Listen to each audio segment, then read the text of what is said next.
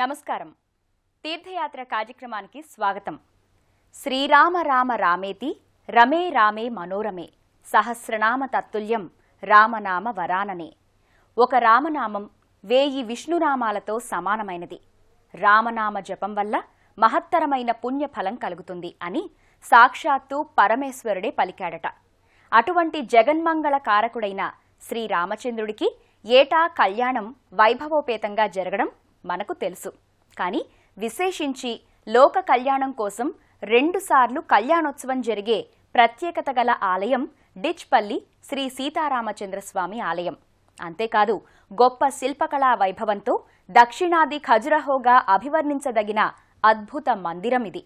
ఇవాల్టి తీర్థయాత్ర కార్యక్రమంలో డిచ్పల్లి శ్రీ సీతారామచంద్రస్వామి ఆలయాన్ని సందర్శించి ఆ విశేషాలు తెలుసుకుందాం రండి. అంతారామమయం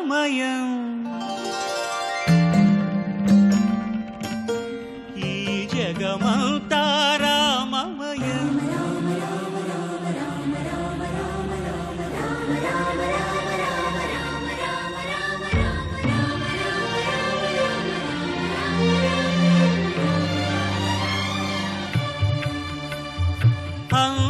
అంతారామమయం ఈ జగమంతారామమయం అంతారామమయం ఈ జగమంతారామమయం అంతారామమయం.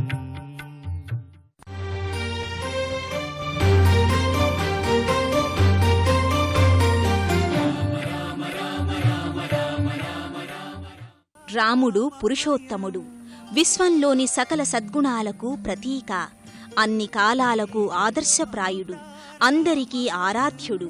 కనుకని రామమందిరం లేని ఊరంటూ ఉండదంటే అతిశయోక్తి కాదు.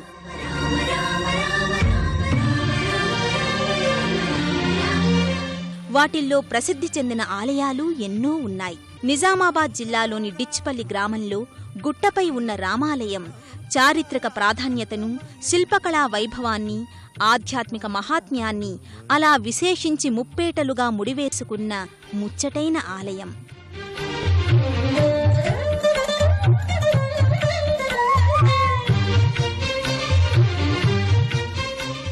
నిజామాబాద్ పట్టణానికి సుమారు 16 కిలోమీటర్ల దూరంలో డిచ్పల్లి ఉంది. ఇక్కడి కొండపై ఉన్న పురాతన దేవాలయం ఇది. ఈ ఆలయం అన్ని ఆలయాల్లా గోపురాలతో ఉన్న ఆలయంగా కాకుండా కోటలాగా ఉండటం ఒక ప్రత్యేకత. అంతారామమయం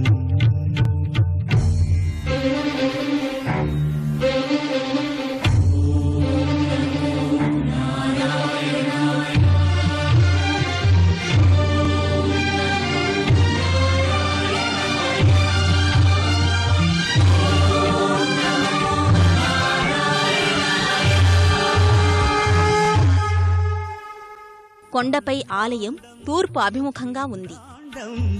బ్రహ్మాండంబులు బ్రహ్మలు మొదలుగా ఖిల్లాగా పిలువబడుతూ ఉండే ఈ నిర్మాణాన్ని గాజువాడ చిన్నయ్య అనే వ్యక్తి దర్శించి సంతానం లేని తనకు ఆ భాగ్యం కలిగితే రామునికి గుడి కట్టిస్తానని మొక్కుకున్నాడట. తన కోరిక తీరడంతో రాజస్థాన్ నుంచి పాలరాతి విగ్రహాలను తెచ్చి ప్రతిష్ఠించాడు. డిచ్పల్లి ఖిల్లా రామాలయంగా దీన్ని పేర్కొంటారు. నాటి నుంచి అశేష భక్తజనం తరిస్తున్నారు. ఈ ఆలయాన్ని సందర్శిస్తున్నారు. మనసారా ఆ స్వామిని సేవించి తరిస్తారు. జగత్ కళ్యాణ కారకునిగా, సంతాన ప్రదాయకునిగా రామచంద్రుడు ఇక్కడ కోదండ రామునిగా భక్తులచే కొలవబడుతున్నాడు.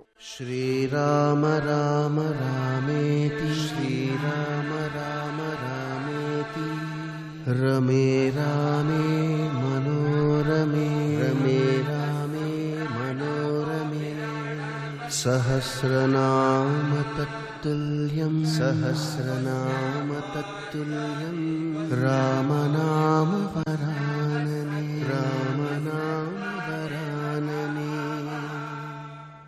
రాతి స్తంభాల ఆర్చిని దాటుకుని ముందుకు వెళ్లగా వేణువు ఊదుతూ శ్రీకృష్ణుడు దర్శనమిస్తాడు. కోటగోడల్లాంటి గోడలతో ఆలయం విశేషంగా ఆకర్షిస్తుంది. క్రీస్తు శకం 10వ శతాబ్ది నుంచి 14వ శతాబ్ది వరకు ఈ ప్రాంతం కాకతీయుల పాలనలో ఉండేది. వారు డిచ్చిపల్లిలోని కొండ మీద కోటను పోలిన ఓ నిర్మాణాన్ని మొదలుపెట్టారు.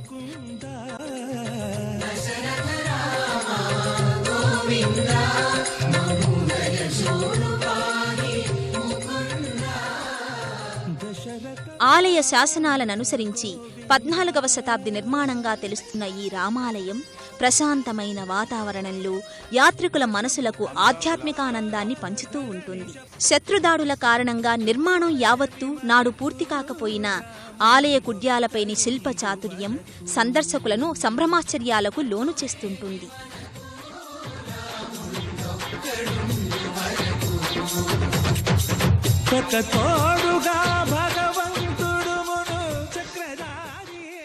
ఆలయ శిల్ప సంపద ఉత్తర భారత శైలిని ప్రతిబింబిస్తూ ఖజురహో శిల్పాలను తలపిస్తుంటుంది. చిన్నతల్లి కైక కోరిక మేరకు తండ్రి అనుమతితో వనవాసానికి బయలుదేరిన శ్రీరామచంద్రుడు ముందుగా ఇక్కడకు వచ్చాడని, ఆ తర్వాతే కిష్కింధకు వెళ్లాడని స్థల పురాణం ద్వారా అవగతమవుతోంది.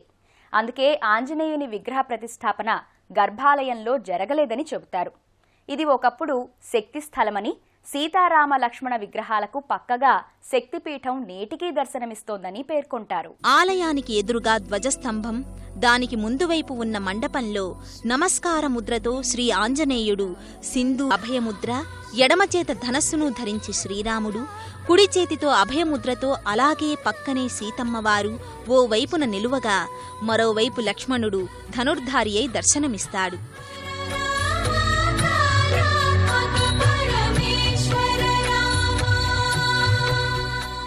మూల విరాట్టుకు ముందువైపు పీఠంపై ఉత్సవ విగ్రహాలున్నాయి. ప్రతినిత్యం సహస్రనామార్చనలతో, ధూపదీప నైవేద్య మంగళ హారతులతో, తీర్థ ప్రసాద గోష్ఠులతో ప్రశాంత వాతావరణంలో ఆధ్యాత్మిక భావనలను ఉద్దీపింపజేస్తూ కోరిన కోర్కెలు నెరవేర్చే ప్రభువుగా, జగన్మంగళ కారకుడిగా ఆ రామచంద్రుడు పరిఢవిల్లుతున్న దివ్య ధామం డిచ్పల్లి. ప్రతిరోజు ఉదయం 5:30కు ఆలయం సుప్రభాత సేవతో మొదలై 8 గంటల వరకు అభిషేక ఆరాధనలు, 8 గంటలకు అష్టోత్తర పూజ, మధ్యాహ్నం 12 గంటలకు భోగ కార్యక్రమాలు, రాత్రి 6:30 నుండి 7 వరకు ఆరాధన, 8 గంటల వరకు అర్చనలు, హారతి జరుగుతుంటాయి.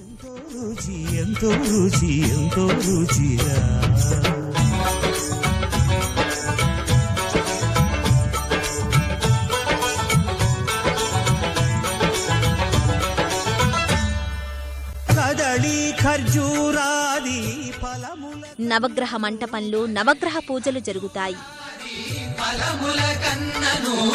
పతిత పావన నామమేమి రుచిరా, ఎంతో రుచి ఎంతో రుచి ఎంతో రుచిరా, నవరస పరమాన్న నవనీతముల కన్న అధికమౌని నామమేమి రుచిరా, శ్రీరామ. వినాయకునికి ఆది పూజలు జరుగుతాయి. షోడశ కళల్లో ప్రధానమైనవి జీవకళ, దృశ్యకళ, యుద్ధకళ, కామకళ, చిత్రకళ, శిల్పకళ, జంతుకళ, నాట్యకళ, వేదకళ. ఈ ఆలయంలో శిల్పకళా వైభవాన్ని దర్శించగలం. ఆలయ ప్రాంగణం తాబేలు ఆకారాన్ని పోలి ఉండాలని సంకల్పించినట్లుగా గ్రహించగలం.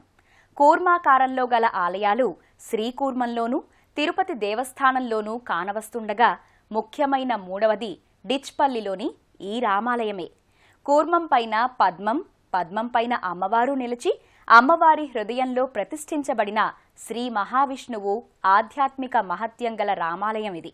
ద్వారాలు, స్తంభాలపై ఏనుగులు, లతలు, రుద్రాక్షలు, దేవతామూర్తులు అనేకం కానవస్తాయి. ద్వారం పైభాగాన నరసింహస్వామి రాసలీలలు చెక్కబడి ఉన్నాయి. ముఖ్యంగా త్రికూట స్థూపం షట్సంఖ్యలో దర్శనమిస్తుంది. పూర్ణకుంభ స్తంభం, స్తంభంపైని భంగిమల్లో మానవ సృష్టిని తెలిపే కార్యసరళి కానవస్తాయి.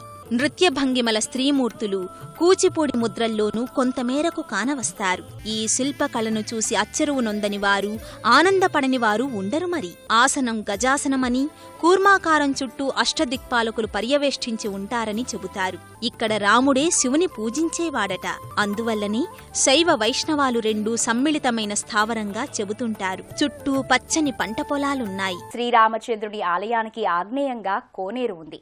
కోనేటి మధ్యలో మంటపం ఎంతో ఆకర్షణీయంగా ఉండి ఆకట్టుకుంటుంది.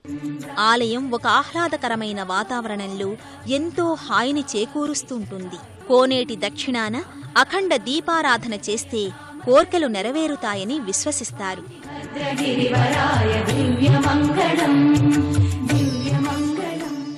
చారిత్రక, ఆధ్యాత్మిక, కళాత్మక విశిష్టతల త్రిపుటిగా భాసిల్లుతున్న డిచ్పల్లి రామాలయంలో నెలవై ఉన్న ఆ సీతారామచంద్రస్వామి అపార కృపా కటాక్షాలు అన్ని వేళలా అందరి మీద ఉండాలని ఆకాంక్షిస్తూ మరో ఆలయ సందర్శనం చేసుకుందాం.